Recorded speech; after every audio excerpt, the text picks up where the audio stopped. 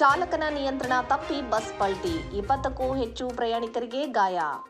ಚಾಲಕನ ನಿಯಂತ್ರಣ ತಪ್ಪಿದ ಪ್ರಯಾಣಿಕರ ಬಸ್ ಸೇತುವೆ ಮೇಲಿಂದ ಹಳ್ಳಕ್ಕೆ ಉರುಳಿ ಬಿದ್ದಿರುವ ಘಟನೆ ವಿಜಯಪುರ ಜಿಲ್ಲೆಯ ಹರಪನಹಳ್ಳಿ ತಾಲೂಕಿನ ಅಣಜಿಗೆರೆ ಬಳಿ ನಡೆದಿದೆ.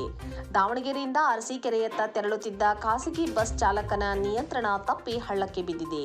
ಉರುಳಿ ಬಿದ್ದ ಬಸ್ನಲ್ಲಿದ್ದ ಪ್ರಯಾಣಿಕರನ್ನು ಸ್ಥಳೀಯರು ರಕ್ಷಿಸಿದ್ದಾರೆ. ಘಟನೆಯಲ್ಲಿ 20ಕ್ಕೂ ಹೆಚ್ಚು ಪ್ರಯಾಣಿಕರು ಗಾಯಗೊಂಡಿದ್ದಾರೆ.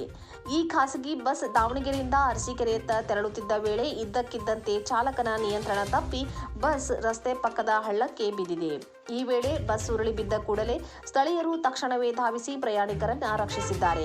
ಸದ್ಯದ ಮಾಹಿತಿಯ ಪ್ರಕಾರ ಈ ಘಟನೆಯಲ್ಲಿ 20ಕ್ಕೂ ಹೆಚ್ಚು ಪ್ರಯಾಣಿಕರು ಗಾಯಗೊಂಡಿದ್ದಾರೆ ಎನ್ನಲಾಗಿದೆ.